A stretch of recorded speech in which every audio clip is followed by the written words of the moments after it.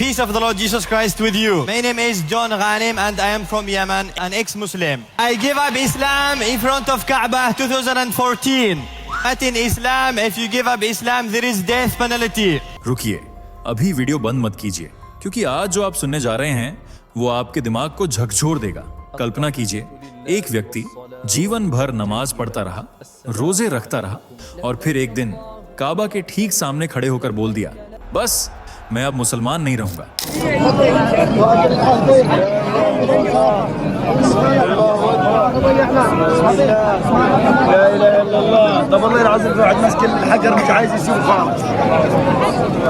हाँ, आपने सही सुना।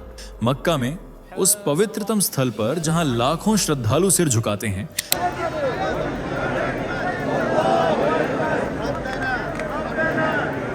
किसी ने अपनी आस्था ही तोड़ दी। और सबसे चौंकाने वाली ये बात, वो अकेला नहीं है। इस वक्त यूरोप से लेकर अरब तक, तुर्की से लेकर अफ्रीका तक लाखों मुसलमान चुपचाप इस्लाम छोड़ रहे हैं। कोई धमकी नहीं, कोई जबरदस्ती नहीं, बस अपनी मर्जी से। क्यों? क्योंकि अब सवाल पूछे जा रहे हैं और जवाब मिल नहीं रहे। लेकिन असली झटका तब लगता है जब आप जानेंगे कि तुर्की का एक इमाम कैमरे के सामने रो पड़ा है। हाँ, रो पड़ा।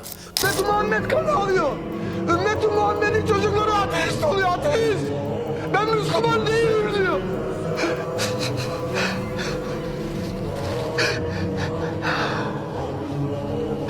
वो भी इसलिए नहीं कि कोई दुश्मन आ गया, बल्कि इसलिए कि उसके अपने बच्चे, उसके अपने युवा अब मस्जिदों का मजाक उड़ा रहे हैं, कुरान की आयतें भूल गए हैं और सबसे डरावना, अब उन्हें परवाह ही नहीं है। क्या ये किसी साजिश का हिस्सा है?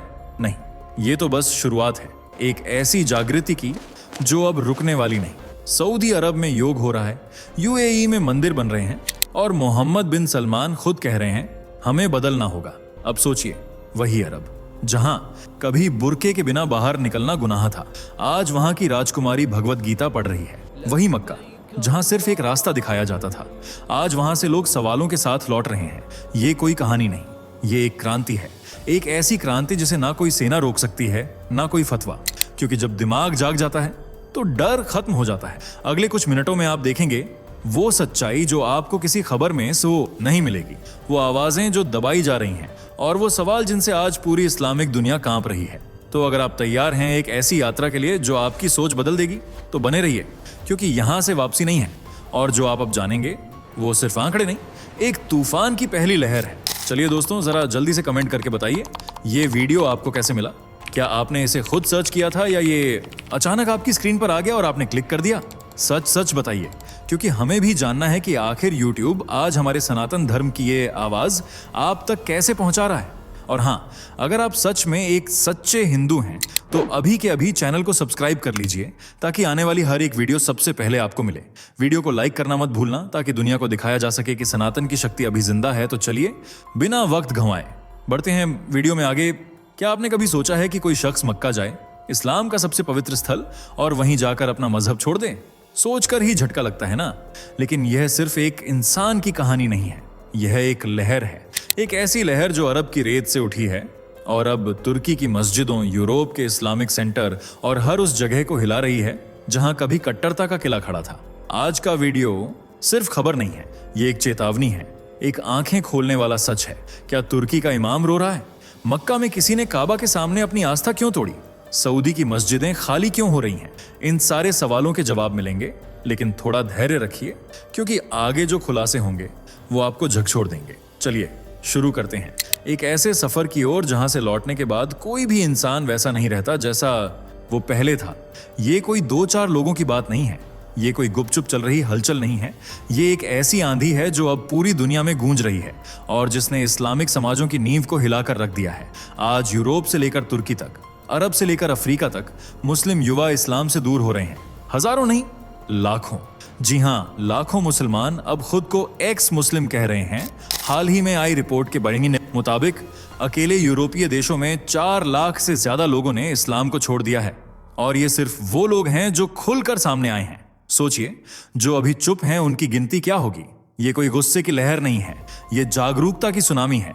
एक समय था जब कोई मजहब छोड़ने की बात करता तो उसे समाज से बाहर कर दिया जाता था, लेकिन अब लोग सवाल पूछ रहे हैं, सोच रहे हैं और सबसे अहम जवाब मांग रहे हैं। ये चुपचाप उठी आंधी अब तूफान बन चुकी है। एक ऐसा तूफान जिसे रोकने के लिए मौलवी, उलेमा और इमाम हर दिशा में दौड़ रहे हैं, लेकिन उनके हाथ कुछ नहीं आ रहा। क्या ये सिर्फ शुरुआत है या फिर कोई बड़ी क्रांति का संकेत? आगे जानेंगे, पर जो आप अब तक सुन चुके हैं वो सिर्फ ट्रेलर था। अब जरा ध्यान दीजिए, क्योंकि जो आप अब सुनने जा रहे हैं वो किसी यूरोपीय देश की कहानी नहीं है। ये तुर्की की बात है, वही तुर्की जो खुद को आने वाले समय में इस्लामिक दुनिया का रहनुमा मानता है, वही तुर्की जो कभी खिलाफत का सपना देखता था। सोशल मीडिया पर एक वीडियो वायरल होता है। कैमरे के सामने एक इमाम बैठा है, आवाज कांप रही है, आंखें नम हैं, और वो कह रहा है, हमारे बच्चे इस्लाम छोड़ रहे हैं। सोचिए, एक इमाम रो रहा है, वो भी इसलिए नहीं कि दुश्मन हमला कर रहा है, बल्कि इसलिए कि उसके अपने लोग सवाल पूछने लगे हैं। ये कोई गुस्से में बोला गया बयान नहीं है, ये डर है, ये हताशा है, ये उस सिस्टम का डर है जिसे पहली बार महसूस हो रहा है कि उसकी पकड़ ढीली पड़ रही है। ये तुर्की का इमाम है, यूरोप का नहीं। और जब तुर्की में ये हाल है तो बाकी इस्लामिक दुनिया की हालत का अंदाजा आप खुद लगा सकते हैं। इमाम कहता है, युवा मजाक उड़ा रहे हैं, मस्जिदें खाली हो रही हैं। अब सवाल ये नहीं कि वो रो क्यों रहा है, सवाल ये है कि वो किस बात से डर रहा है। क्योंकि जब सवाल उठने लगते हैं तो जवाबों से ज्यादा डर सच्चाई का होता है। और ये वीडियो, ये सिर्फ एक इमाम के आंसू नहीं है, ये एक पूरे सिस्टम की दरार की आवाज है। अब जो कहानी आप सुनने जा रहे हैं वो किसी गली कूचे की नहीं है, ये उस जगह की है जिसे इस्लाम का सबसे पवित्र स्थल कहा जाता है, मक्का। एक व्यक्ति, कट्टर मुस्लिम, जिसने इस्लाम को पूरी श्रद्धा से जिया था, जिसने हर एक रीति रिवाज को निभाया था, वो जब हज करने के लिए मक्का पहुंचा तो कुछ ऐसा हुआ जिसने उसकी पूरी सोच ही बदल दी। सोशल मीडिया पर उसका एक वीडियो वायरल हुआ है। This is when I was in Mecca and we have to go 7 times and I was going around the black stone and I started to ask this big question: Is the Creator lives in this house? I traveled miles to see him in this stone and I said in my mind, this is human being made. This is not from God. Can't bow to stone. That's adultery. So I gave up my Islamic faith in Mecca straight away. It was very big. उसने कहा, I was in Makkah. I walked around the Kaaba, looked at the black stone, and in my heart something whispered, this is man-made. This is not from God. I felt it deeply. And in that moment, I gave up Islam. सोचिए दोस्तों, जिस जगह को पूरी दुनिया में पाक कहा जाता है, वहीं जाकर कोई अपनी आस्था छोड़ दे, ये कोई मामूली बात नहीं है। वो शख्स कहता है, मैंने अपनी आंखों से देखा कि ये सब इंसान का बनाया हुआ है। मेरे अंदर कुछ टूटा नहीं, बल्कि खुल गया। उसने ना सिर्फ मक्का में जाकर इस्लाम छोड़ा, बल्कि पूरी दुनिया के सामने उसका सच रख दिया। ये सिर्फ एक धर्म परिवर्तन नहीं था, ये एक सिंबॉलिक रिबेलियन था, एक कट्टर आस्तिक का भीतर से टूटकर बाहर निकलना। वो तस्वीरें दिखाता है जहां वो हज की पोशाक में है, काबा के सामने सर झुकाए, और फिर कहता है, अब मेरा सर सिर्फ सच्चाई के सामने झुकेगा, किसी मजहबी प्रतीक के सामने नहीं। जब मक्का में कोई इस्लाम छोड़ता है तो वो सिर्फ खुद को नहीं, पूरी व्यवस्था को चुनौती देता है। मक्का में उस शख्स ने क्या देखा जो उसका विश्वास ही डगमगा गया? क्या कोई किताब गिरी थी? क्या कोई बहस हुई थी? नहीं, कुछ भी ऊपरी नहीं था, सब कुछ भीतर से टूटा। जब वो काबा के चारों तरफ तवाफ कर रहा था तो अचानक उसे एक एहसास हुआ। वो सोचने लगा, ये जो पत्थर है जिसे हम चूम रहे हैं, क्या ये वाकई भगवान का भेजा हुआ है, या फिर इंसानों ने इसे पूजा का प्रतीक बना दिया? अगर भगवान सर्वशक्तिमान है तो क्या उसे सच में एक इमारत, एक दिशा, एक स्थान की जरूरत है? वो जितना आगे बढ़ता गया उतना भीतर उतरता गया। हर रिवाज को निभाते हुए उसके मन में और भी सवाल उठते गए। एक ओर था उसका बचपन का विश्वास और दूसरी ओर सामने खड़ा था तार्किक सच। वो उलझ रहा था, एक ऐसी उलझन जिसमें ना कोई मौलवी मदद कर सका, ना कोई किताब। और फिर एक बिंदु पर आकर उसने कहा, बस इनफ, मैं खुद से झूठ नहीं बोल सकता। उसने कहा, मैंने वो सब किया जो एक अच्छा मुसलमान करता है, लेकिन अंदर से मैं अब भी अधूरा था। तब मुझे समझ आया, शायद मेरा सवाल मजहब से नहीं, सच्चाई से है। यही था वो मोड़ जहां एक मुसलमान से एक्स मुस्लिम बनने का सफर शुरू हुआ, दिल से, दिमाग से और आत्मा से। जिस अरब दुनिया को कभी कट्टर इस्लाम का गढ़ माना जाता था, आज वहीं से बदलाव की सबसे तेज हवाएं चल रही हैं। एक समय था जब वहां सिर्फ बुर्का, मस्जिद और शरिया कानून की चर्चा होती थी, लेकिन आज सऊदी अरब की सड़कों पर योगा हो रहा है, मॉल्स में मिक्स्ड जेंडर म्यूजिक इवेंट्स चल रहे हैं। वही देश जहां महिलाएं कार नहीं चला सकती थी, आज वहां महिला ड्राइविंग स्कूल खुल चुके हैं। सऊदी की राजकुमारी खुलेआम अर्धनग्न कपड़ों में इंटरनेशनल कार्यक्रमों में भाग ले रही हैं। वो हिंदू ग्रंथों को पढ़ रही हैं, सभी धर्मों में रुचि ले रही हैं। क्या आप सोच सकते थे कि जिद्दा जैसे शहर में योगा सेंटर और ध्यान केंद्र खुलेंगे? और ये सिर्फ सऊदी की बात नहीं है। कतर, बहरीन, ओमान, यूएई सभी जगहों पर आधुनिक सोच को स्वीकार किया जा रहा है। यूएई में तो बाकायदा मंदिर बन चुके हैं, रामायण और भगवत गीता पर सेमिनार हो रहे हैं, शिक्षा व्यवस्था में भी बदलाव आ रहा है। अब करिकुलम में अन्य धर्मों की शिक्षाएं जोड़ी जा रही हैं। ये बदलाव अचानक नहीं आए हैं, ये एक सोच की परिपक्वता है, जहां लोग अब आस्था के नाम पर कट्टरता नहीं बल्कि समझदारी और स्वतंत्रता की ओर बढ़ रहे हैं। धर्म से डर नहीं, अब धर्म पर विचार हो रहा है। लेकिन आज ये सब हकीकत बन चुका है। राजघराने की राजकुमारी बड़ी, जिन्होंने बचपन से इस्लामिक कढ़ाई देखी, अब दूसरे धर्मों की किताबें पढ़ रही हैं। उन्हें सिर्फ पढ़ नहीं रही, समझ रही हैं, स्वीकार रही हैं। मोहम्मद बिन सलमान, क्राउन प्रिंस, अब इस्लामी कानूनों को सख्ती से लागू करने के बजाय उन्हें अपडेट कर रहे हैं। उन्होंने कहा है, हमें अपने समाज को बदलना होगा अगर हम भविष्य में जिंदा रहना चाहते हैं, और इसी सोच के साथ बन रहा है एनियम, एक ऐसा शहर जहां किसी एक धर्म की प्राथमिकता नहीं होगी, जहां टेक्नोलॉजी, इनोवेशन और खुलेपन की मिसाल दी जाएगी। यही है सऊदी का साइलेंट कल्चरल रिवॉल्यूशन।